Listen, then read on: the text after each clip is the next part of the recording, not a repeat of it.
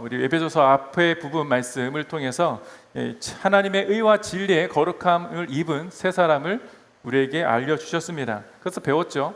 그 저와 여러분이 어떤 사람이냐? 이제 우리는 새 사람이라는 것은 부정할 수 없다는 것입니다. 그렇기 때문에 이 땅을 살아갈 때 이제 지금의 모습, 이제 이전의 모습, 예수님을 만나기 전의 모습과는 똑같은 삶을 이제는 살아갈 수 없는 존재들이 저와 여러분입니다. 우리가 예수를 믿고 있다면, 그 믿음 안에 있다면 우리는 하나님의 의로 옷 입은 자들이기 때문에 보이지는 않지만 우리 함께 예수 그리스도라는 유니폼을 같이 입고 이 땅을 함께 살아가는 성도들입니다. 그러면 이제는 다르게 살아야 하지 않겠습니까?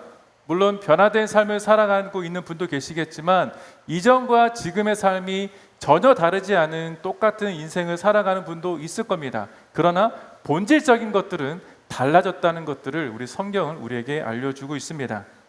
자, 그럼 오늘 본문 말씀은 어떤 말씀인가? 읽어보니까 되게 굉장히 익숙한 윤리적인 동목들이 많이 기록되어져 있죠. 그래서 오늘 이 본문을 통해서 바울이 우리에게 얘기하고 싶은 것, 우리들은 하나된 지체들로서 함께 교회 안에서 함께 지켜가야 할 것들, 이 세상에서 하나님께 부름받은 사람으로서 지켜야 할 것들에 대한 목록을 나열해 놓고 있다는 것입니다. 다시 말하면 하나님 나라 백성으로서 이 땅을 살아갈 때 당연히 지켜야 할 것들, 그런 윤리적인 동목들 뿐만 아니라 신앙 안에서, 교회 안에서 예의 같은 것들을 우리에게 알려주고 있다는 것이죠. 그러니까 저와 여러분에게 드러나야 될 인격, 성품들이 있다는 것 아니겠습니까?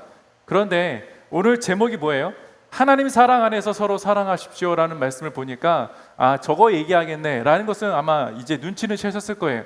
그런데 서로 사랑하라고 하는데 어떻게 사랑할 거냐, 어떤 마음으로, 어떤 모습으로 우리가 사랑을 드러낼 거냐, 보여줄 거냐는 또 다른 문제 아니겠습니까? 그러니까 지식적으로 쌓아지는 사랑이 아니라 실제적인 사랑이 여러분 가운데 충만할 때 나타나게 되는 그 사랑에 대한 하나님의 의와 거룩한 새 옷을 입은 사람들의 모습들을 이야기하고 있다는 것이죠. 무엇보다도 예수의 제자된 저와 여러분들, 우리는 제자로 부르심 받은 사람들입니다. 제자들로서 구체적으로 어떻게 이 땅을 살아가야 한단 말인가, 교회된 우리들이 어떻게 살아가야 한단 말인가, 그 말씀을 오늘 본문에서 이 사도 바울이 제시합니다. 자, 25절부터 27절 말씀 함께 읽었지만 다시 한번 읽어보겠습니다. 25절 27절. 그러므로 여러분은 거짓을 버리고 각자 자기 이웃과 더불어 진실을 말하십시오. 왜냐하면 우리가 서로 한 몸의 지체들이기 때문입니다. 화를 내어도 죄를 짓지 마십시오. 해가 지도록 화를 품지 말며 마귀에게 틈을 주지 마십시오. 아멘. 자, 바울이 이야기합니다. 우리들이 하나된 성도고 그리고 성전된 성도로서 지켜야 할 몇 가지 지침이 있다라고 하나하나 이야기하고 있습니다. 먼저는 거짓을 버리라고 이야기합니다. 거짓을 버리고 진실을 말해야 한다라고 이야기하죠. 그러니까 크리스찬이 아니더라도 당연히 거짓말하는 것, 거짓을 드러내는 것, 사기치는 것은 당연히 안 좋은 거라는 걸 알고 있습니다. 진실된 말을 하라는 것도 꼭 교회가 아니더라도 세상에서도 당연한 일치라는 것이죠. 지켜야 할 도리입니다. 그런데 바울은 올바른 윤리적인 측면만을 이야기한 것일까라는 것입니다. 올바른 윤리적인 측면이 아니라 저와 여러분이 한 몸 된 지체들로서 지체들이기 때문에 진실만을 이야기해야 하는 것이 마땅하다는 것인데, 이 말은 앞서 함께 말씀 나누었던 2주 전에 말씀 나누었던 14절 말씀의 이야기를 우리에게 떠올리게 한다는 것이죠. 성경 있으시면 펴셔도 좋겠고 이 앞에 자막을 보셔도 좋겠습니다. 14절 말씀을 제가 읽어드리겠습니다. 우리는 더 이상 사람들의 속임수 곧 거짓된 관계로 인한 술책에 넘어가 온갖 교훈의 풍조에 떠밀리고 휩쓸리는 어린아이가 되지 말라라는 말씀이 이제 떠올려야 되는 것이죠. 진실된 말은 무엇일까? 거짓은 어떤 것인가? 세상 사람들이 거짓된 관계로 우리를 속이는 것, 그 우리 안에도 그런 분들이 있다라고 우리가 지난번에 배웠고 오늘 말씀에서도 동일하게 이야기해주고 있다는 것이죠. 그러니까 세상 사람들은 진실을 말해야 한다는 것을 알면서도 의도적으로 하나님이 안 계시다고 이야기하는 것처럼 의도적으로 우리에게 거짓을 이야기한다는 것 아니겠습니까? 거짓을 이야기할 때는 뭔가 자기의 이익을 위한 것, 자기의 성공을 위해서는 진실된 이야기보다는 거짓을 꾸며서 거짓된 관계로 자신의 성공과 이익을 도모한다는 이야기이죠. 그러니까 세상 사람들은 그런 술책을 쓰는데 전혀 거리낌이 없다는 이야기입니다. 그렇게 거리낌 없이 거짓으로 유혹해서 우리를 넘어뜨리게 한다는 것이죠. 그러니까 자기의 이익과 성공을 위해서는 그것을 꾸며도 괜찮다라고 생각을 하게 되기도 합니다. 제가 여기 중국에 계신 분도 계시겠지만 제가 중국을 잘 몰라서 하는 얘기지, 그냥 들려지는 풍문에 의하면 중국에서는 그냥 그 세상 사람들을 속여서 내가 이익을 얻게 되면 그것도 괜찮다고 통용된다고 제가 들었습니다. 사실인지 아닌지는 정확하지는 않지만 그런 나라가 더러 있더라는 거예요. 아마 모르긴 몰라도 중국뿐만 아니라 우리가 사는 세상에, 한국뿐만 아니라 모든 세상에 내가 속이더라도 내가 이길 수 있고 내가 성공할 수 있다면 괜찮다라는 그런 생각이 만연한 게 요즘의 세상입니다. 그렇다면 이것이 세상의 논리라면 우리가 교회 안에 내가 예수를 믿는 사람이라면 내가 과연 그것을 동일하게 따라야 하는가? 아니라는 것이죠. 성경은 그것은 잘못된 것이라고 분명히 이야기합니다. 특히 형제된, 자매된, 교회 안에 하나된 한몸된 지체들이 거짓된 말들을 하는 것이 아니라 진실만을 말하라 이야기합니다. 오히려 이러한 것들로부터 휩쓸리는 어린아이가 되지 말라라고 이야기하고 경고하고 있지 않습니까? 너무나 당연한 말이죠. 세상은 그렇다 치더라도 교회는 이러한 거짓된 관계와 이런 말들에서부터는 좀 끊어내야 합니다. 예수의 이름으로 모인 우리들이라면 서로 거짓이 아닌 진실된 말들을 해야 하는 것이죠. 그렇다고 진짜 못생긴 분에게 가서 못생겼네 이렇게 얘기하면 안 되겠죠. 그런 거 말고 진실된 말, 그러니까 우리가 교회 안에서 좀 따뜻한 말들을 해줄 수 있는 것들, 하나님의 안에서 할 수 있는 말들을 이야기합니다. 최근에 세상은 너무나 극명하게도 좌와 우, 제가 정치 얘기하는 게 아니에요. 좌와 우라는 그런 생각에 안일하게 빠져서 서로 공격을 합니다. 서로 정쟁하며 싸우는 것을 너무 자주 목격합니다. 예수 안에 있다고 말하는 사람들조차도 이런 정쟁 속에서 논쟁을 하고 싸움을 하고 분열을 일으키는데 앞장서는 것을 많이 보게 됩니다. 그러다 보니까 어떤 경우에는 성경이 말하는 말씀의 진리를 왜곡해서 자기가 원하는 말씀을 끄집어서 사용하고 이용하는 것들도 보게 되더라는 것이죠. 그러니까 자기의 주장을 뒷받침하기 위해서 잘못된 성경의 말씀을 가져와서 이야기하는 것은 옳습니까? 그렇지 않다고 저는 생각합니다. 잘못된 교훈을 전하게 되기 때문입니다. 얼마나 씁쓸하고 안타까운 일인지 몰라요. 하나님의 말씀을 자기의 주장을 위해서 잘못 사용하고 있는 것은 보면 참 여러 감정이 들기도 합니다. 거룩한 하나님의 말씀을 세상의 거짓된 풍조와 교훈으로 변질시켜버리는 모습들을 발견하기 때문이죠. 그래서 우리는 하나님의 말씀을 함부로 들이대서는 안 되는 겁니다. 말씀을 묵상하고 말씀 가운데 나에게 적용하는 건 너무 좋지만 그 말씀, 여러분 큐티를 하실 때 때로는 어떤 분들은 다른 사람에게 그 큐티의 말씀을 적용하는 경우가 있습니다. 큐티는 나에게 적용하는 것이지 다른 사람에게 적용하는 게 아니에요. 어떤 부부가 함께 큐티를 하다가 나중에 모여서 싸움이 일어났습니다. 왜 싸우는지 아세요? 서로 각자에게 말씀을 적용하다 보니까. 성경에 보니까 이제 에베소서 다음에 보면 부부에 대해서 나올 거예요. 남편들아, 아내들아. 그러면 그 잘못된 적용이 뭐냐? 당신에게 하는 얘기야. 이렇게 얘기하는 순간 잘못됐다는 것이죠. 나에게 적용하는 것입니다. 그게 올바른 적용이에요. 성경이 말하는 의미를 정확하게 알지 못하면 차라리 입을 닫는 것이 낫습니다. 잘못된 근거를 가지고 와서 사용하는 것보다 침묵이 낫다는 말입니다. 충격적인 말일지 모르겠지만 여러분, 하나님의 선하심과 인자하심을 우리는 오늘 아까 30분 동안 내내 찬양하고 노래했습니다. 그런데 여러분의 마음에 불신 있는 상태로 그런 노래를 할 수 있을까요? 내가 예수를 잘 믿지 않고 의심을 하고 있는데 아니 나는 여전히 믿음이 아예 없는데 그런 찬양을 한다는 게 온당할까요? 쉽지 않은 이야기죠. 그렇다고 제가 당신을 예배하는 사람이 아닙니다라 얘기할 수는 없지만 우리가 우리 마음 가운데 하나님을 향한 믿음이 없이 찬양한다는 것은 가짜일 수 있습니다. 거짓일 수 있다는 것이죠. 거짓이라는 말이 조금 지나치다고 생각이 들다면 100번 양보해서 조금 아직은 믿음이 약한 상태라고 얘기할 수 있을 겁니다. 그런데 이것은 단 한 사람도 예외 없이 그분만의 문제가 아니라 저에게도 여러분에게도 있었던 예전의 옛 사람의 모습이라는 것입니다. 저와 여러분도 예수 안에 있기 전에는 어떤 모습이었습니까? 우리는 어둠이었어요. 거짓된 모습을 갖고 있었던 사람이라는 것이죠. 그러나 우리가 예수를 믿음으로 이제는 누구 안에 있는가? 그리스도 안에 머물게 된 사람들 아닙니까? 그리스도 안에 있게 된 사람들로서 하나님의 저와 여러분을 뭐라고 부르셨는가? 우리 다 배웠습니다. 의롭다라고 말씀해 주셨어요.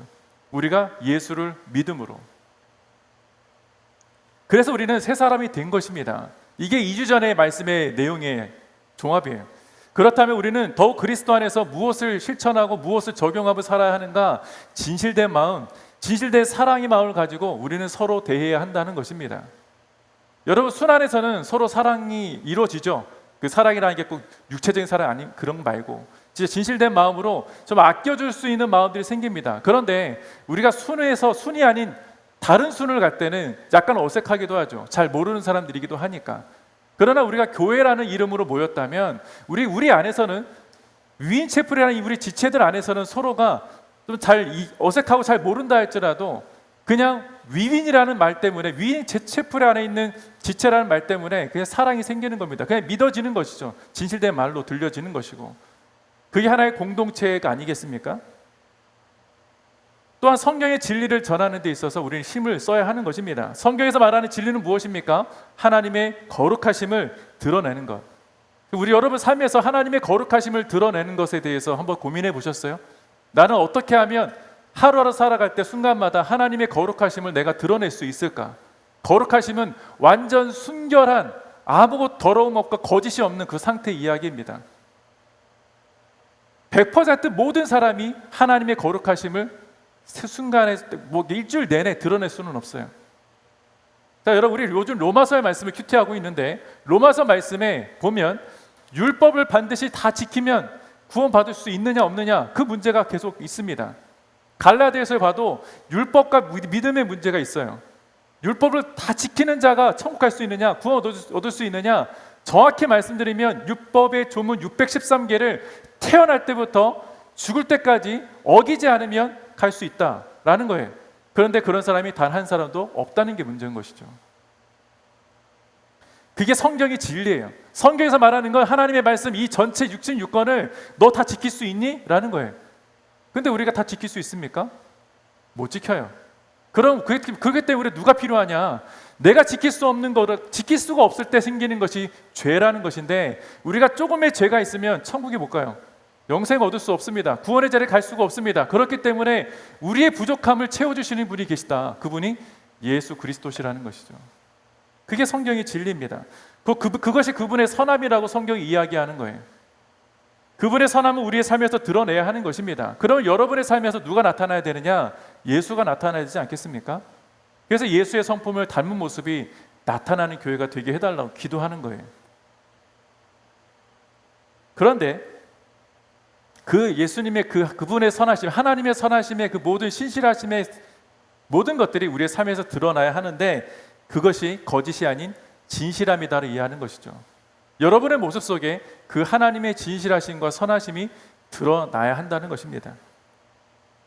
아까도 약간 우스갯소리로 이야기했지만 진실을 말한다고 해서 외모가 어떻다는 얘기하거나 뭐 의상이 어떻다거나 이런 얘기하자는 것이 아닙니다. 그런 낮은 수준의 이야기가 아니라 분명한 것은 사랑이라는 것이 전제된 진실을 이야기하는 것이죠. 예를 들면 굉장히 간단한 예입니다. 기도할게 라고 말하면서 뒤돌아서면 잊어버리는 게 우리 아닙니까? 기도할게 라는 말이 그리스도인들이 가장 많이 하는 거짓말 중에 하나입니다. 아이러니하죠. 왜 그럴까? 저는요 그게 너무 싫어서 기도할게, 기도해 주세요 라고 누가 얘기해 주면 저는 그 자리에서 기도하겠습니다 하고 손 붙들고 기도해요. 그게 제 습관이 됐습니다. 물론 너무 분주해서 못할 때도 종종 있지만 대부분은 저는 그렇게 기도합니다. 전화상으로도 누가 목사님 기도해 주세요 하면 제가 내 지금 기도할게요 이러면 대부분 그냥 끊으세요. 내 기도하는지도 모르고. 제가 다시 전화를 겁니다. 지금 기도해 드리겠다고요. 그러니까 그게 우리 그리스도인들이 거짓말하지 않을 수 있는 방법 중에 하나라고 저는 생각을 합니다.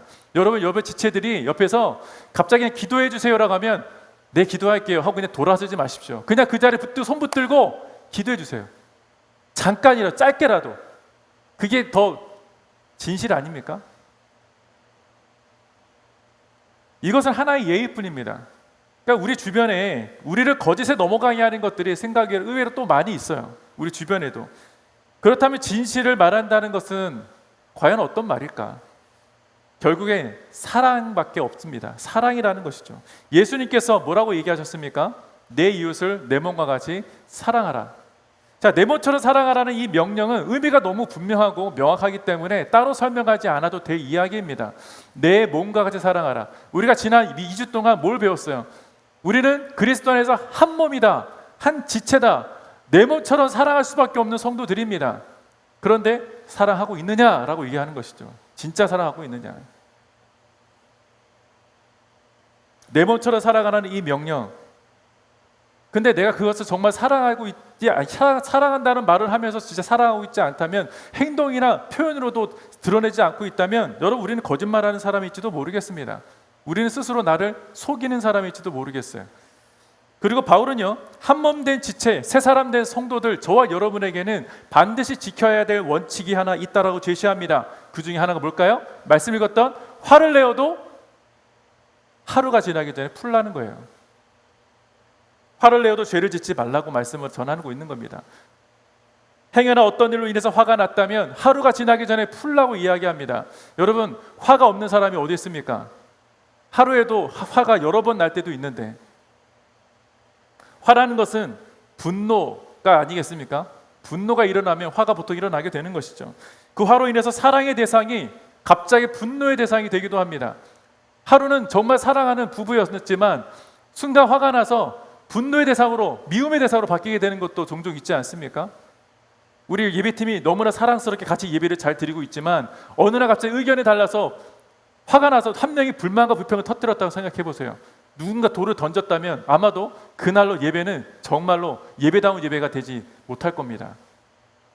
이게 뭐 예배팀만이겠습니까? 여러분의 가정, 여러분의 삶에도 그런 것들이 많이 있죠. 내가 정말 아끼는 공동체고 아끼는 회사라고 해도, 학교라고 해도 내가 마음에 불만이 있고 불평이 있고 화가 일어나면 그 다음부터는 사랑스럽지가 않은 거예요. 이상하죠. 그게 사랑스럽지 않은 겁니다. 그게 근데 바울은 죄라고 얘기하는 것이죠. 죄. 사랑과는 정반대의 의미가 화 아닐까요? 화가 있다면 어떻게 사람들을 사랑으로 대할 수 있겠습니까? 화가 있다면 내가 바라봐야 할 대상을 정확하게 바라볼 수 있겠습니까? 정확하게 바라보지 못하는 거예요. 그리고 내가 화가 있다면 더 깊은 생각을 못하게 그 화는 나의 생각을 다 막아버립니다. 그냥 좁게 한쪽만 바라보게 하는 것 아니겠습니까? 그래서 화는요, 공동체를 해칩니다. 그래서 화는 분열을 일으키는데 제일 첫 번째 나타나는 증상이 화예요. 그렇기 때문에 화라는 것은 바울이 말한 것처럼 마귀에게 틈을 주는 도구라고 이야기하는 것입니다. 마귀가 틈을 타서 우리 안에 들어오게 되면 어떤 일들이 일어나겠는가? 지금 계속 얘기했던 것들이 일어나지 않겠습니까? 조금 전 나누었던 것처럼 하나 되지 못하게 하는 그런 일들이 발생하겠죠. 미워하는 것들, 시기하는 것들, 질투하는 것들, 정말 그 살인과 같은 일들, 나 좀 죽여버리고 싶다는 그런 마음까지 들게 만드는 것들이 화, 분노 이런 건 아니겠습니까? 마귀가 우리 안에 들어오게 되면 그런 온갖 더러운 생각들을 하게 한다고요. 온갖 더러운 생각들. 2주 전에 말씀을 나누었던 그 말씀이 바로 그런 내용들입니다. 진리를 부정하게 하는 것들이 내 안에 나도 모르게 들어오는 마귀에게 틈을 주었기 때문에 진리를 부정하게 만드는 것입니다. 그리고 우리의 생각을 완전히 어둡게 만들어 버리는 것이죠. 이전으로 다시 돌아가게, 옛사람으로 돌아가 버리게 만드는 것이 마귀에게 틈을 주는 사건입니다. 틈을 주는 것입니다. 우리가 예수를 아는 성도들임에도 불구하고 마귀에게 틈을 주는 사건들이 있을 수 있다는 것을 우리는 망각하지 말아야 합니다. 잊지 말아야 하는 거예요. 마귀에게 틈을 주기 때문에 예수를 모르는 그런 무지함과 말씀에 대해서 완악함이 생길 수도 있다는 것이죠. 마치 하나님의 생명에서 떠나 있는 사람처럼 우리는 행동하게 될 수도 있습니다. 제가 예전에 저는 아내랑 이제 진짜 거의 안 싸우거든요. 진짜 그 아내에게 물어보셔도 모르겠어요. 아내는 부정하실지 모르겠는데 그래도 제가 아내랑 이제 결혼한 지 이제 한 20년 가까이 20년 됐습니다. 이제 곧 20년인데 아내하고 20년 동안 진짜 10손가락 꼽을 정도로 싸움을 진짜 안 했어요. 싸운다는 게 막 치고받고 이런 싸움은 아니고 보통 부부가 뭐 말싸움이지 않겠습니까? 뭐가 의견이 안 맞았을 때. 근데 그 의견이 안 맞았을 때 진짜로 정말 아침에는 사랑했던 제 아내가 저녁에는 정말 미움의 대상이, 정말 내가 보고 싶지 않은, 꼴보고 보고 싶지 않은, 집을 나간 적이 한 번 있어요. 신혼 때 너무 화가 나서 나 하지 말아야 될 것이 하나 뭐냐면, 여기 아마 최근에 결혼하신 분들도 계시고 결혼 생활 하고 계신 분도 계시고 앞으로 결혼하실 분이 계시다면 절대로 싸우더라도 집을 나가지 마십시오. 돌이킬 수가 없습니다. 언제 들어와야 될지 모르겠어요. 제가 그러고 나가서 너무 후회했어요. 젊은 그때 이제 30대 초반에 결혼한 지 1년도 안 됐을 때 너무 화가 나갔는데 들어올 타이밍을 놓쳐가지고 못 들어오겠더라고요. 그래서 아내가 지혜롭게 문을 살짝 열어놓고 있어가지고 좀 들어왔지만, 아무튼 조심해야 됩니다. 화를 조심하십시오. 마음을 지킬 수가 없습니다. 네, 잠깐 뭐 곁다리를 나갔지만 우리가 한 몸 내 지체들로서 지켜야 될 예의가 있다. 지켜야 할 것들이 있다. 하지 말아야 할 것들이 있다는 거예요. 주님께서 말씀하시는 그 사랑은 우리가 끝까지 지킬 수 있다면 얼마나 좋겠습니까만, 때로는 화가 난다. 어쩔 수 없습니다. 화가 날 수 있습니다. 교회도 사람들이 많이 모이는 곳이기 때문에 나도 모르는 그런 불평과 불만과 화가 사람으로 인해서 날 수 있어요. 하나님께로부터 화가 날 수도 있기 때문에 그건 우리 부정할 수 없습니다. 저도 교육자들과 함께 할 때, 우리 교회 말고요, 한국에 있을 때, 한국에 있는 교육자들과 함께 할 때 정말 왜 화가 나는 경우가 있습니다. 정말 내 마음대로 내 뜻대로 움직이지 않고 말도 안 듣고, 사실 여러분 아십니까? 목회자들이 더 말을 안 듣는 거, 질서 지키라고 하면 더 안 지킬 때가 많이 있어요. 그럼 너무 답답합니다. 왜 저렇게까지 할까? 목회자인데 왜 저럴까? 이렇게 막 저도 모르게 불만이 일어날 때가 있습니다. 그런데 제가 어느 날 이 말씀을 떠올리게 하시는 하나님의 깨달음이 있어서, 내가 잘못했구나. 내가 그 한 분을 너무나 존중했어야 되는데 존중하지 못하고 내가 완전히 마귀에게 틈을 줘서 미워하게 만들고 이 교회를 분열하게 만드는 그런 사람이 됐구나라는 생각이 들어서 그분에게 바로 전화했습니다. 그분은 내가 화가 난지 몰라요. 불평이 있는지 몰라요.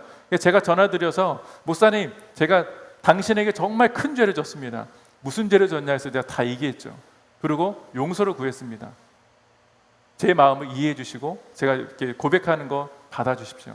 그래서 그렇게 풀면 그분도 이해해 주시고, 물론 황당해 하시겠지만 굳이 얘기하지 않아도 되는 건데, 근데 제 마음이 너무 불편하니까 이렇게 했던 것이죠. 근데 저처럼 이렇게 밀어나긴 하지 마세요.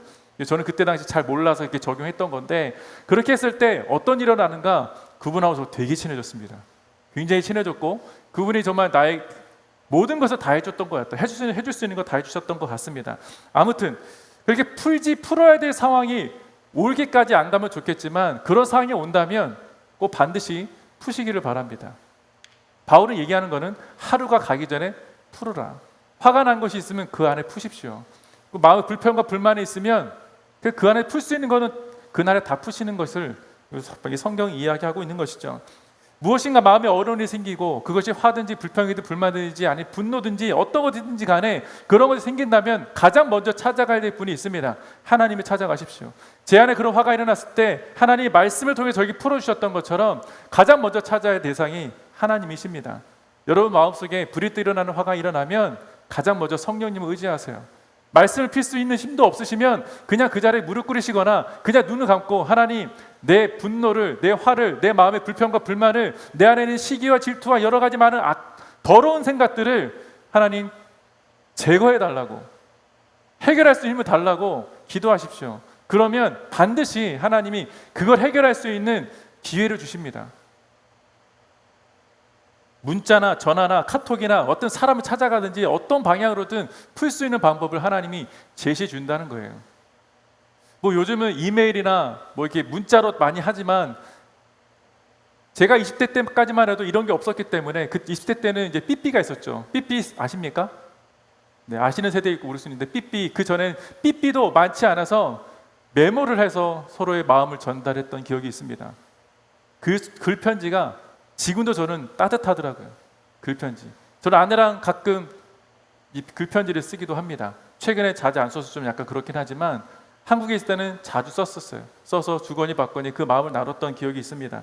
그만큼 우리가 하나님 안에서 한 지체라면, 여러분, 우리는 우리 마음속에 서로 그런 불편한 마음들을 서로 풀어낼 수 있는 그런 공동체 아니겠습니까? 하나님께서 그런 공동체를 우리를 불러주셨기 때문에 저는 이것은 분명히 하나님께서 풀어주실 수 있다고 저는 생각을 합니다. 그런데 교회 안에뿐만 아니라 세상에서도 마찬가지인 것이죠. 분명히 한 몸의 지체라면 겸손과 사랑으로 서로 이해하고 용납할 수 있는 그 은혜가 저와 여러분에게 있을 줄로 믿습니다. 자, 이어서 계속 보겠습니다. 28절, 29절 말씀입니다.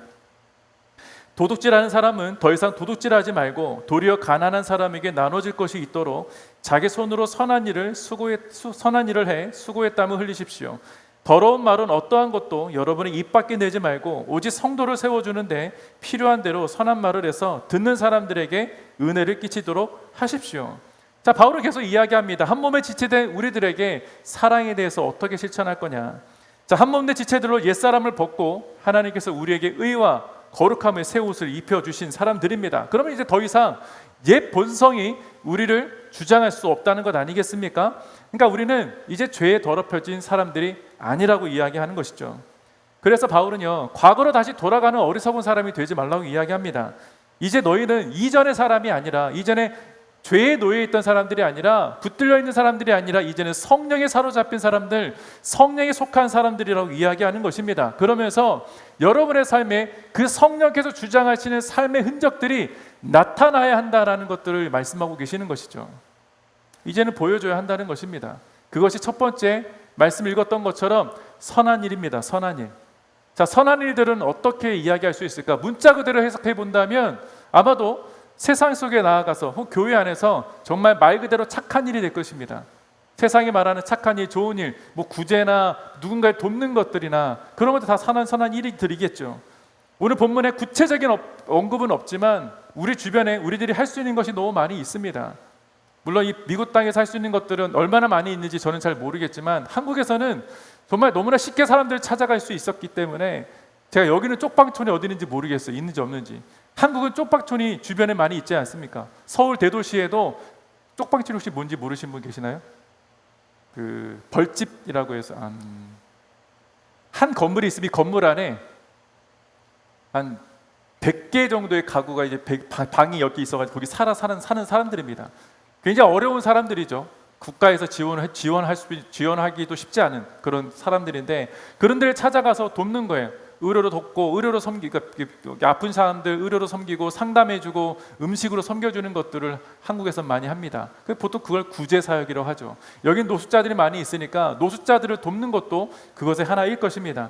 그런데 이러한 선한 일들을 남의 것으로 하는 것이 아니라 바울은 뭐냐면 다른 사람의 것을 가져와서 하는 것이 아니라 너희 스스로 수고한 것들을 가지고 도우라고 이야기하는 것입니다. 그게 선한 것이다. 현대말로 한다면, 요즘 말로 한다면 세상을 도울 수 있는 힘을 너희가 키워야 한다는 것 아니겠습니까? 스스로 키워라고, 힘을 더하고 땀을 흘리라는 것이죠. 여러분들이 어떠한 공부를 하든지 간에 어떠한 직업을 가지고 있든지 간에 그 일을 통해서 가난한 자들이든 필요한 곳에 가서 그것을 주님의 이름으로 선한 일을 도우라는 거예요. 선한 일을 하라는 것입니다. 예전에 코로나 때 여기 미국에서는 했는지 안 했는지 모르겠습니다.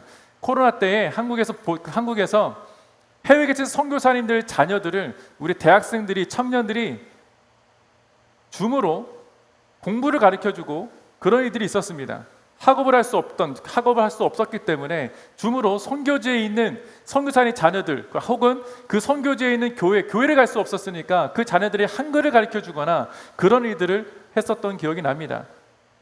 어느 날 갑자기 떠오른 아이디어였어요. 청년들이 그것을 한사모여 모여서 시간을 내서 그들을 위해 섬기는 것이죠. 과거에 예전에 온누리교회 창립하신 하영조 목사님께서 이런 말씀을 해주셨습니다. 자막 띄워주세요. 하영조 목사님 준비 안 됐나요? 오케이, 제가 읽어드리겠습니다. 우리는 세상 속에서 최고의 실력을 가진 프로페셔널이 되어야 합니다. 그리고 그 최고의 자리에 올라가서 하나님을 섬겨야 합니다. 당신의 직장은 단순한 직업이 아니라 선교지입니다. 그러므로 선교지에서 최고의 영향력을 발휘하기 위해 당신은 그 분야의 넘버원이 되어야 합니다. 자, 여러분들이 공부하는 모든 분야, 그리고 직장에서의 모든 분야에서 예수를 믿는 성도로서 그 분야에서 최고가 되어야 한다는 이 말은 성공을 추구하라는 얘기가 아닙니다. 여러분들이 선한 영향력을 흘려보내기 위해서 넘버원이 되어야 한다는 것이죠. 여러분의 말에 귀를 기울이도록 하기 위해서는 여러분들이 뭔가 잘 돼야 되지 않겠습니까? 저 사람이랑 나랑 똑같은데 내가 저 사람의 말을 뭐하러 귀를 기울여 하는 것이 아니라 나보다 나은 사람이 돼서 그 사람의 말을 귀를 기울이게 하는 사람이 돼야 한다는 것이죠. 그 자리에 있을 때, 여러분이 그 최고의 자리에 있을 때에 비로소 하나님을 기억하시고 나를 지금 이 시기 이거를 위해서 보내셨구나, 지금 이 일을 위해서 나를 보내셨구나 하는 그 깨닫게 됐을 때 하나님의 이름을 드러낼 수 있다면 하나님이 기뻐 받으시는 가장 최고의 영광이 아니겠습니까? 그리고 여러분의 선한 행실을, 여러분이 어떤 것을 하든지 간에 정말 하나님의 빛들이 그 자리에서 밝히 드러나게 될 줄로 저는 믿습니다. 그런데 그 자리에 올랐을 때, 만약에 여러분이 그 최고의 분야, 여러분의 모든 분야에 최고에 올랐을 때 여러분의 입술에, 여러분의 행함에 더러운 일들과 더러운 말들이 나타나면 어떤 일들이 일어나겠습니까? 믿는 자로서 하나님의 이름을 정말 바닥에 집어 내던진 것과 똑같은 일이 벌어지는 것이죠. 그렇다면 누가 하나님을 믿겠습니까? 누가 교회에 나오겠습니까? 여러분들이 각자의 위치에서 하나님의 영광을 위해 살아가는 것을 분명 누군가는 지켜보고 있을 텐데, 여러분의 삶이 전혀 온당하지 못하고 경건하지 못하고 거룩하지 못하고 선하지 못하고 더러운 일들을 만연히 하고 있다면 그 어떤 영향력도 끼칠 수 없을 겁니다. 오히려 하나님의 이름을 더럽히는 것이고 하나님의 영광을 가리는 것이고 교회를 욕먹이는 것이겠죠. 여러분들은 스스로 하나님의 이름을 더럽히게 만드는 그런 어리석음에 빠지지 않기를 바랍니다. 우리는 예수를 믿는 자들로 세상에 덕을 세우는 사람들입니다.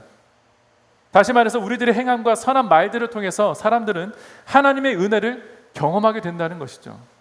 그러니까 내가 스스로 전도하지 않아도 여러분의 말들과 여러분의 행동을 통해서 자연스럽게 전도는 된다는 것이죠.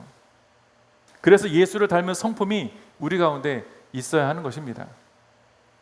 우리들의 주일에 하나님 앞에서 예배드리는 모습은 어떻습니까? 아름답지 않습니까? 저는 여러분들의 모습이, 예배 드리는 모습이 정말 아름답고 귀합니다. 제가 일부러 맨 앞에서 예배 드리는 이유가 뭔지 아세요? 행여나 아름다운 모습이 나타나지 않을까 봐.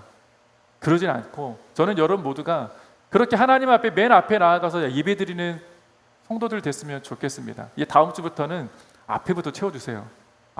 맨 앞에 나오셔서 앞자리부터 주님 앞에 예배하는 저희들 됐으면 좋겠습니다. 자, 우리들이 주일에 하나님 앞에 예배드리는 모습은 정말 아름다운 모습입니다. 그런데 세상에 나가서도 그런 아름다운 예배자의 모습대로 살아가고 있느냐, 그렇게 드러낼 수 있다면 좋지 않겠습니까? 여기서 예배드리는 모습이 세상에 나가서도, 여러분이 학교에 있든 직장에 있든 가정에 있든 어디 있든지 간에 여러분이 밟는 모든 곳에서 예배자의 그 아름다운 모습들이 계속 드러날 수 있다면 하나님 정말 좋아하시겠다고 저는 믿습니다. 그런데 세상에서 그 아름다움을 드러내지 못한다면 누가 가장 슬퍼할까? 누가 가장 힘들어하실까? 자, 30절 말씀 보겠습니다. 30절. 또 하나님의 성령을 슬프게 하지 마십시오. 여러분은 성령 안에서 구속의 날까지 인치심을 받았습니다. 그러니까 거짓된 성도들의 삶을 누가 가장 슬퍼하는가? 하나님이 슬퍼하신다는 거예요. 여러분, 교회 안에서 여러분 진실되게 하나님을 예배한다면 세상에도 진실된 모습을 나타내야 하는 것이 우리의 모습입니다. 그것이 우리의 참된 그리스도인들이라는 것이죠. 그 모습을 성령님께서 기뻐하신다는 것이고, 무엇보다도 무서운 말은 성령님이 다 지켜보고 계신다는 것 아니겠습니까? 바울은 성도된 우리들은 성령의 사람들이라고 말합니다. 그렇다면 우리들의 언행이 그리스도인답지 않다면 우리 안에 계신 성령께서 어떻게 계시다? 슬퍼하신다고 이야기합니다. 슬퍼하신다. 자, 영어 성경에 보니까 do not grieve라고 되어 있더라고요. 곧 비탄에 잠기지 말라. 비탄에 잠기게 하지 말라. 그냥 단순히 슬픔에 잠긴 정도가 아니라 비탄에 잠기신다는 거예요. 탄식하신다는 거 아니겠습니까? 오늘도 성서기가 무너졌어. 자, 우리가 성령 안에서 참된 그리스도인답게 살지 않는다면 성령께서 근심하게 되는 것이죠. 비탄하신 것입니다. 비탄하게 되는 것이고 하나님께서 가장 슬퍼하신다는 얘기입니다. 우리들이 예수님을 믿음으로 성령께서 우리의 구원을 보증해 주시는데, 보증된 구원의 삶을 살아가는 성도로서 마땅한 삶이 아니다라는 것이 이 세상을 거짓되게 살아가는 것, 형제가 형제를, 자매가 자매를, 성도가 성도를 사랑하지 않는 거짓된 모습을 하나님이 가장 슬퍼하신다는 거예요. 우리 아까 불렀던 찬양 있잖아요. 불렀나 오늘? 주님이 찾으시는 그 한 사람 그 예배자. 그 노래가 그 예배자의 모습을 하나님이 찾으시는데 단 한 사람도 보이지 않기 때문에 슬퍼하신다고. 그러니까 주님이 이렇게 슬퍼하신다는 겁니다. 참된 그리스도인을 주님은 지금도 찾으시는데 여러분 이 세상에 단 한 사람 없어서 슬퍼하신다면 우리가 잘못된 성도로서 살아간다는 것 아니겠습니까? 그러면 어쩌란 말입니까? 어쩌라는 거냐? 예수 안에서 잘 살아야 한다는 것이죠. 예수 안에서 잘 살아야 합니다. 말씀을 붙들어야 되는 것이고 성령님을 근심하지 않게 하기 위해서 끊임없이 우리가 성령의 충만하심을 간구하고 무엇보다 세상 사람들과 구별된 삶을 살아야 할 것입니다.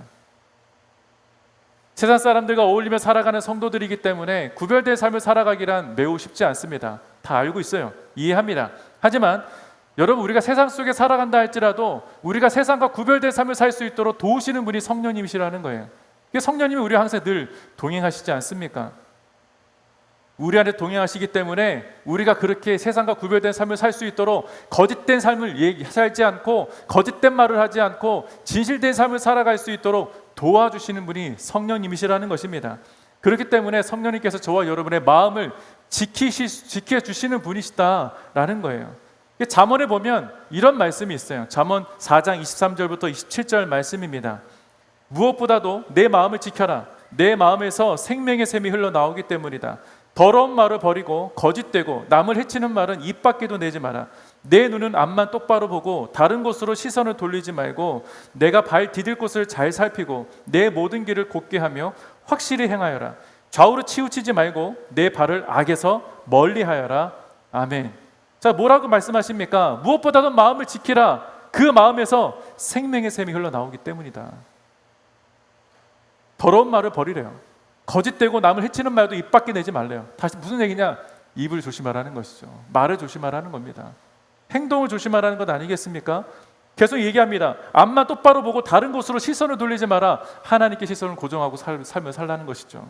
네가 발 디딜 곳을 잘 살피라. 내가 가는 발이 어떤 곳이냐?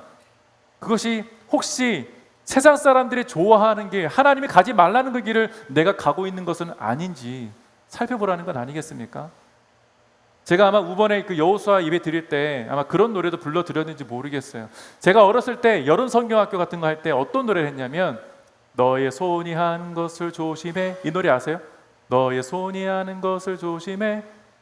하나님이 보시니 너의 손이 하는 것을 하나님이 보시니 너의 손이 하는 것을 조심해. 너의 발이 가는 것을 조심해. 이런 얘기 노래가 있어요. 너의 눈이 보는 것을 조심해. 너의 말하는 것을 조심해. 저는 어렸을 때 그 노래 하면서 자랐습니다. 하나님이 다 보고 계시다. 그렇다고 성령님께서 하나님께 고자질하는 거냐? 물론 고자질 하시겠죠. 다 기록하고 계시니까. 그러니까 조심하라는 거예요. 성령님은요, 문제는 우리가 성령님 하나님께 고자질 하시는 분 이런 게 아니라 우리의 마음을 지켜주시는 분이다. 그곳에 가지 않도록 지켜주시는 분이고 선택은 여러분이 하시는 것이죠. 성령님은 막아주십니다. 가지 않도록 생각나게 하시고 하나님을 떠올리게 하시고 그게 아니라는 것을 알게 하시지만 나도 모르게 내 발이 그곳을 향할 수도 있죠. 여러분이 선택하셔서. 우리들은요, 하나님의 생명에 참여한 사람들이기 때문에 성령께서 저와 여러분의 삶을 분명히 보호해 주십니다. 그렇기 때문에 여러분들의 시선, 우리들의 시선은 하나님께 고정할 수 있게 해주시는 것입니다. 마음을 지키시도록 돕기 때문입니다. 좌로나 우로나 치우치지 않도록 도우시는 성령님이 계시다는 것을 우리는 믿음으로 선포하며 매일매일 살아야 할 줄로 믿습니다. 성령으로 충만한 세 사람은요, 육적으로나 영적으로나 거룩한 삶을 살려고 끊임없이 노력하며 사는 사람들일 것입니다. 아마도 여러분 머릿속에 그런 생각을 하게 할 수도 있어요. 이렇게 어려운 신앙생활이라면 굳이 내가 신앙생활, 믿음생활 할 필요가 뭐가 있겠느냐? 그냥 쉬운 생활 하는 게 더 낫지 않겠습니까? 라고 질문할 수도 있을지 모르겠습니다. 세상 사람들이 살아가는 것, 그냥 죄 지으며 살아가는 것이 복잡하지 않은 것 같고 그냥 그렇게 살아가는 것이 쉬워 보이기 때문에 그렇게 사는 것이 낫겠다라는 생각을 하고 계신 분도 있을지 모르겠어요. 믿음이 복잡합니까? 아닙니다. 물론 믿음 때문에 삶에서 갈등이 일어날 수 있어요. 고민이 생길 수 있습니다. 부정할 수 없는 사실입니다. 그러나 복잡해지는 삶이기 때문에 갈등이 오는 것이 아닙니다. 믿음 때문에 복잡해지기 때문에 갈등이 오는 것이 아니라 진리를 발견했고 진리가 무엇인지 알기 때문에 복잡해지는 것이죠. 내가 진리를 알지 않습니까? 하나님 말씀이 살아 역사하시고 나를 주장한다는 걸 알기 때문에 내 마음에 성령께서 아니라는 것을 자꾸 얘기해 주시는 거예요. 그러다 보니까 복잡해지게 보이는 것뿐입니다. 그래서 여러분의 삶에 거짓된 것, 잘못된 것들을 우리는 뿌리부터 잘라내야 하는 것이죠. 이제 오늘부터 시작하세요. 진리가 아닌 것들은 가지치기를 하셔야 됩니다. 완전히 뽑아서 버려야 하는 것입니다. 근데 처음에 그것이 고통스러울 수 있어요. 복잡해 보일 수 있고 그렇지만 분명히 필요한 과정입니다. 가장 좋은 것을 얻기 위한 최소한의 고통이기 때문이죠. 그것이 옛사람을 벗어버리는 작업이고 우리에게 새 사람이 입혀주신 하나님을 따르는 길입니다. 31절 32절 말씀 마지막으로 보겠습니다. 모든 악독과 분노와 화내는 것과 고함치는 것과 비방하는 것을 모든 악의와 함께 내버리십시오. 서로 친절하고 인자하며 하나님이 그리스도 안에서 여러분을 용서하신 것처럼 서로 용서하십시오. 자, 바울은요 4장에서 계속 일관된 말씀을 교훈하고 있습니다. 한몸된 지체들로서 이 땅을 살아가는 데 있어서 가장 최고의 덕목은 무엇이냐? 하나님의 사랑, 그 사랑을 교회된 우리들이 서로 지체된 우리 서로에게 세상에 흘려 보내는 것이라는 것이죠. 그것이 이웃에 대한 사랑 아니겠습니까? 그것이 이웃에 대해서 진실되게 계속 말하라는 것이죠. 자, 사랑이라는 말을 할 때 되게 많은 사람들 먼저 떠오르는 것이 있다면 아마도 에로스 사랑이라고, 에로스일지 모르겠습니다. 육체적인 사랑, 열정적인 사랑을 떠올릴 겁니다. 그런데 우리가 잘 알듯이 사랑이라는 단어가 매우 다양하지 않습니까? 그러나 우리를 향하신 하나님의 사랑, 그 사랑의 가장 대표적으로 예를 들어본다면 아가페 사랑이라고 얘기할 수 있을 겁니다. 아가페는요 보통 부모의 사랑 얘기하는데 실질적인 사랑은 무조건적인 사랑입니다. 조건 없는 사랑을 이야기하는 것이죠. 무조건 사랑입니다. 부모된 자로서 자녀들을 사랑하는 것이 조건적일 수가 없기 때문이죠. 무조건적인 사랑을 베푸는 것이 부모의 사랑이기 때문입니다.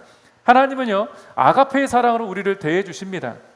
우리를 인격적으로 대해 주실 뿐만 아니라 무조건적으로 우리를 받아주시는 사랑인 것입니다. 그러나 우리를 향하신 하나님의 사랑이 아가페로만 설명할 수 없습니다.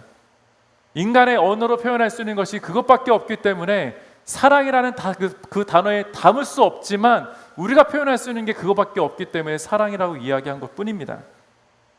이 시간에 잠깐 영상 하나 볼 건데 아마 보신 분도 있을지도 모르겠어요. 영상 하나 볼 건데 체코에서 만든 영화입니다.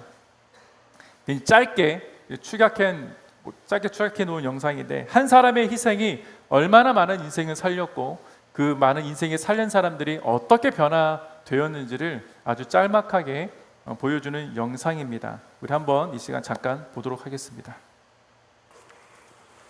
Za hodinu pojede vlak. Za 30 minut pro tebe přijdu a půjdeme nahoru a budeme pouštět čoupat. Položíme most. No, mostem položíme most, jo? Jo! 30 minut sedět. 이 세상 가장 아름다운 순종의 눈물 온 세상 다시 빛나게 한 생명의 눈물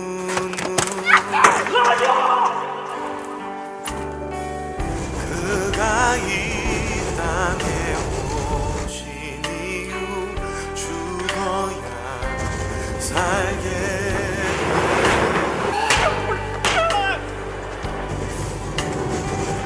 져야만 승리하는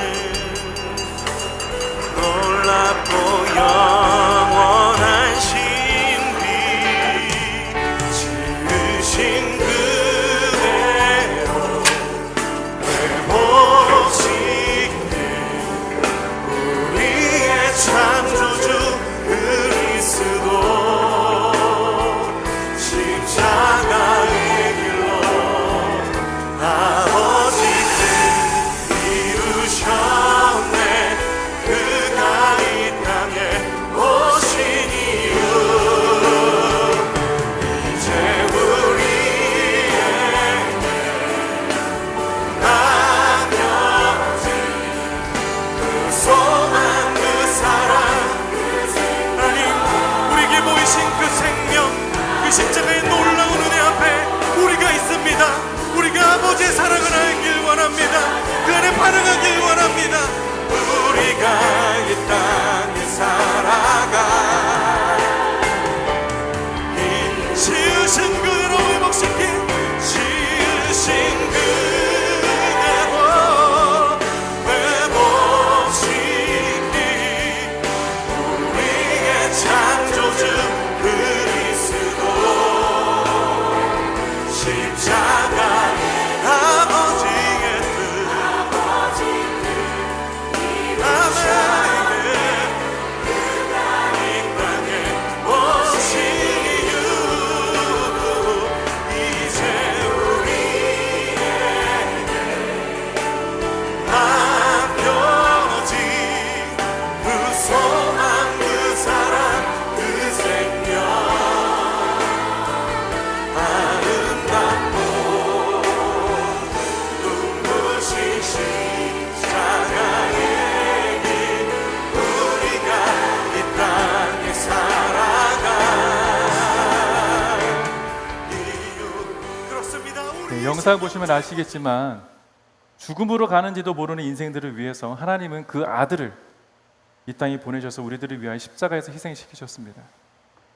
십자가는 우리를 용서하시기 위해 하나님의 사랑인 것입니다. 우리가 하나님의 사랑을 이야기할 때 막연하게 그냥 사랑이라고 이해하지 못한다는 것이죠. 십자가 없이 우리의 죄를 사할 수 없기 때문에 그 예수를 십자가에서 죽이시고 그 피로 우리의 죄를 정말 흰 눈보다 정하게 하심으로 믿는 자는 누구나 하나님의 자녀가 되게 하시는 그 은혜를 주신 것이 십자가입니다. 하나님의 사랑은 모든 것을 뛰어넘는 사랑입니다. 그래서 하나님의 사랑이 여러분 안에 깃들여져 있고 여러분이 세상을 살아갈 때 그 하나님의 사랑으로 서로를 사랑해 줘야 하는 것입니다. 하나님의 사랑은 모든 것을 뛰어넘는 사랑이고 죽을 수밖에 없는 우리들을 불쌍히 여기셔서 살리신 그 사랑이야말로 완전한 사랑일 뿐만 아니라 최고의 사랑이 아닐까요? 그 사랑의 절정이 그래서 십자가입니다. 그 사랑을 깨닫고 알고 있는 사람이 누구일까? 그 사랑을 깨달은 사람이 누구일까? 저와 여러분 아닙니까? 깨닫는 자는 그 깨달은 사랑을 전해줘야 될 책임이 있습니다. 우리가 한 몸 된 교회로서 그 사랑을 우리 서로 안에서도 지켜야 될 뿐만 아니라 여러분이 세상에 나아가서도 그 사랑을 몸으로, 말로 보여줘야 하는 것이죠. 그렇다면 우리를 용서하시고 살리신 그 사랑을 깨닫고 있는 저와 여러분의 삶에서 이 사랑의 흔적들이 나타나야 하는 것 아니겠습니까? 우리들이 드러내야 할 흔적은 고린도전서 13장에 잘 나타나 있습니다. 고린도 13장 4절부터 7절 말씀입니다. 사랑은 오래 참고 친절하며 사랑은 시기하지 않으며 자랑하지 않으며 교만하지 않으며 무례하지 않으며 자기 유익을 구하지 않으며 성내지 않으며 원한을 품지 않으며 불의를 기뻐하지 않으며 진리와 함께 기뻐하고 모든 것을 덮어주고 모든 것을 믿으며 모든 것을 바라고 모든 것을 견딥니다. 사랑장이라고 불리는 이 고린도전서 13장의 말씀대로 살아가는 인생이 하나님의 사랑의 흔적을 드러내는 성도들일 것입니다. 성령 안에서 한 몸 된 우리들에게 맡겨주신 이 사랑이라는 이 흔적들이 여러분의 삶에서 정말 드러났으면 좋겠습니다.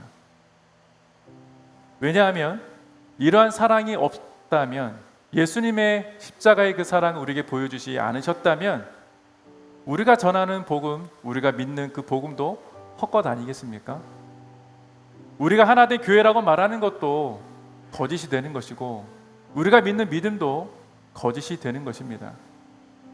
사랑하는 성도 여러분, 저도 바울처럼 여러분들에게 권면합니다. 제 자신에게도 권면합니다. 여러분 안에 있는 혹시 있을지 모르는 모든 악독, 분노, 화내는 것, 고함치는 것, 비방하는 것 등은 모두 악한 사단의 세력에 속한 것이기에 버리십시오.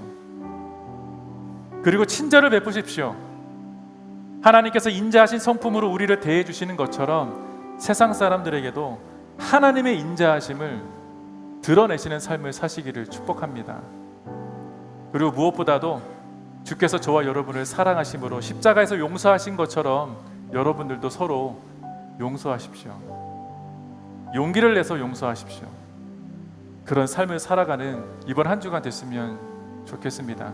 아니, 이번 한 주간 되시기를 축복합니다. 그게 우리의 진실함입니다. 그게 하나님이 저와 여러분이 이 땅을 살아갈 때 참된 그리스도인의 진실한 삶을 살라고 말씀하시는 말씀 명령입니다. 그래서 이번 한 주간도 우리 아버지 사랑 안에서 진실된 마음으로 우리 세상 사람들에게 그 사랑을 증거하고 그분의 사랑으로 인도함 받는 그런 복된 한 주간 되시기를 주님의 이름으로 축원드립니다.